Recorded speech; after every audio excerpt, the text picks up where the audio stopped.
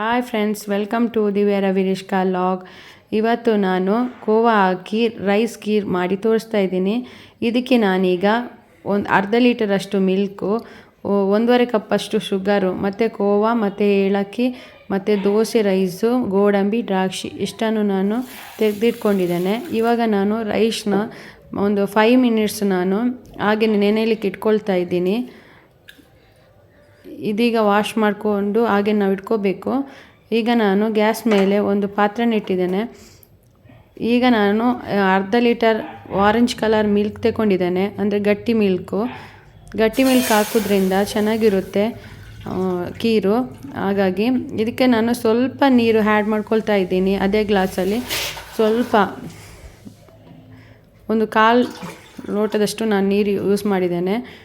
ಇವಾಗ ಇದು ಹಾಲಿಗೆ ನಾನೀಗ ರೈಸ್ ಇದೆ ಅಲ್ಲ, ಅದನ್ನು ನೆನೆಯಲಿಕ್ಕೆ ಇಟ್ಟಿದ್ದೆ ಅಲ್ಲ, ಅದನ್ನು ನಾನೀಗ ಇದನ್ನು ಆ್ಯಡ್ ಮಾಡ್ಕೊಳ್ತಾ ಇದ್ದೀನಿ. ಇದಕ್ಕೆ ನಾವು ರೈಸನ್ನ ಒಂದು ಸ್ವಲ್ಪ ನೆನೆಯಲಿಕ್ಕೆ ಇಟ್ಟಾಗ ಅದು ಚೆನ್ನಾಗಿ ಬೇಗ ಬೇಯ್ತದೆ. ಮತ್ತು ಹಾಲಿನೊಟ್ಟಿಗೆ ನಾವು ರೈಸನ್ನ ಬೇಯಿಸೋದ್ರಿಂದ ಅದು ತುಂಬ ಹಿಡಿಯುತ್ತದೆ, ಅನ್ನ ಎಲ್ಲ ಚೆನ್ನಾಗಿ ಹಿಡ್ಕೊಳ್ಳುತ್ತೆ ಹಾಲು. ಆಗ ನಮಗೆ ಟೇಸ್ಟ್ ಚೆನ್ನಾಗಿ ಬರುತ್ತೆ. ಇವಾಗ ನಾನು ಇದನ್ನು ನೋಡಿ, ಇನ್ನು ಬೇಯಬೇಕು. ಇದು ಬೆಂದಮೇಲೆ ಕುದಿ ಬರ್ತಾ ಇದೆ ಹಾಲನ್ನ ಲೋ ಫ್ಲೇಮಲ್ಲಿ ಇಡಬೇಕು, ಇಲ್ಲದ್ರೆ ಹಾಲು ಉಕ್ಕಿ ಹೋಗುತ್ತೆ. ಅದಕ್ಕೋಸ್ಕರ ಇವಾಗ ಹಾಲು ಕುದಿದು ಅನ್ನ ಬೇಯ್ತಾ ಇದೆ. ಬೆಂದಮೇಲೆ ನೋಡಿ, ಚೆನ್ನಾಗಿ ಬೆಂದಿದೆ ಅಂತ ನೋಡ್ಕೋಬೇಕು. ಚೂರು ಬೆಂದಿದೆ ಅನ್ನ.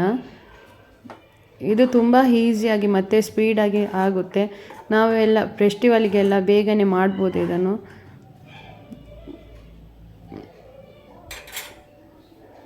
ಈಗ ಇದು ಕುದಿ ಬೆಂದಮೇಲೆ ಇನ್ನೊಂದ್ಸಲ ನಾವು ಟೆಸ್ಟ್ ಮಾಡಬೇಕು, ಅಂದರೆ ಚೆನ್ನಾಗಿ ಬೆಂದಿದ ಅಂಥೇಳಿ.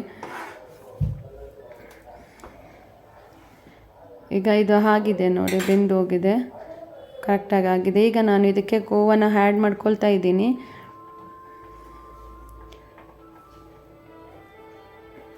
ಅದು ಸ್ವಲ್ಪ ಸ್ವಲ್ಪ ಹಾಕಿ, ಅಂದರೆ ಬೇಗ ಕರಗುತ್ತೆ ಬಿಸಿ ಹಾಲಿಗೆ ಹಾಕೋದ್ರಿಂದ.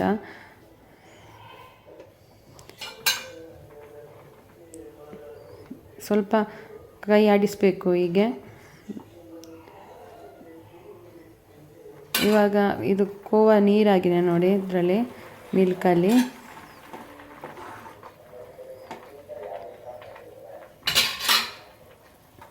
ಈಗ ಇದು ಕುದಿ ಬಂದಮೇಲೆ ನಾವು ಶುಗರ್ ಆ್ಯಡ್ ಮಾಡ್ಕೋಬೇಕು. 1.5 ಕಪ್ಪಷ್ಟು ನಾನು ಶುಗರ್ ತಗೊಂಡಿದ್ದೇನೆ. ಅಂದರೆ ಸ್ವೀಟ್ ಕಡಿಮೆ ಬೇಕಿದ್ರೆ ನಾವು 1 ಕಪ್ಪಷ್ಟು ಹಾಕ್ಬೋದು. ನಾನು 1.5 ಕಪ್ಪಷ್ಟು ತಗೊಂಡಿದ್ದೇನೆ. ಇವಾಗ ಸ್ವಲ್ಪ ಕೈ ಆಡಿಸಬೇಕು, ಅಂದರೆ ಶುಗರೆಲ್ಲ ನೀರಾಗಬೇಕು. ಹಾಗಾಗಿ ಇವಾಗ ನಾನು ಏಲಕ್ಕಿನ ಸಿಪ್ಪೆ ಸಹ ಇದೆ, ಏಲಕ್ಕಿ ಪೌಡ್ರ್ ಮತ್ತು ಸ್ವಲ್ಪ ಸಿಪ್ಪೆ ಹಾಕಿದ್ದೇನೆ. ಯಾಕಂತ ಹೇಳಿದರೆ ಸಿಪ್ಪೆ ಹಾಕೋದ್ರಿಂದ ಚೆನ್ನಾಗಿ ಸ್ಮೆಲ್ ಬರುತ್ತೆ, ಅದಕ್ಕೋಸ್ಕರ. ಹಾಗೆ ನಾನು 1 ಟೀ ಸ್ಪೂನಷ್ಟು ಗೀನ ಯೂಸ್ ಮಾಡ್ಕೊಳ್ತಾ ಇದ್ದೀನಿ.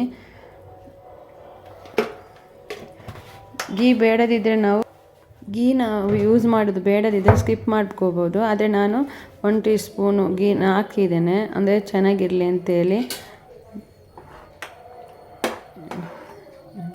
ಈಗ ಇದು ಎಲ್ಲ ಆಗಿದೆ ನೋಡಿ. ಇವಾಗ ನಾನು ಇದಕ್ಕೆ ಗೋಡಂಬಿ, ದ್ರಾಕ್ಷಿನ ಆ್ಯಡ್ ಮಾಡ್ಕೊಳ್ತಾ ಇದ್ದೀನಿ. ಬೇಕಿದ್ದರೆ ಡ್ರೈ ಫ್ರೂಟ್ಸ್ ಹಾಕ್ಬೋದು ಬೇರೆ ಬೇರೆ. ನಾನು ಗೋಡಂಬಿ, ದ್ರಾಕ್ಷಿ ಮಾತ್ರ ಯೂಸ್ ಮಾಡ್ಕೊಂಡಿದ್ದೇನೆ. ಇವಾಗ ಇದು ಒಂದು ಕುದಿ ಬಂದರೆ ಸಾಕು. ನಾನಿದ ಗ್ಯಾಸ್ನ ಆಫ್ ಮಾಡ್ಕೊಳ್ತಾ ಇದ್ದೀನಿ. ನಮ್ಮ ಕುಕ್ಕಿಂಗ್ ಚಾನಲ್ ನಿಮಗೆ ಇಷ್ಟ ಆಗಿದ್ದರೆ ಒಂದು ಲೈಕ್ ಕೊಡಿ ಮತ್ತು ಸಬ್ಸ್ಕ್ರೈಬ್ ಮಾಡಿ ನಮ್ಮ ಚಾನಲ್ಗೆ ಸಪೋರ್ಟ್ ಮಾಡಿ please. Take care, bye bye.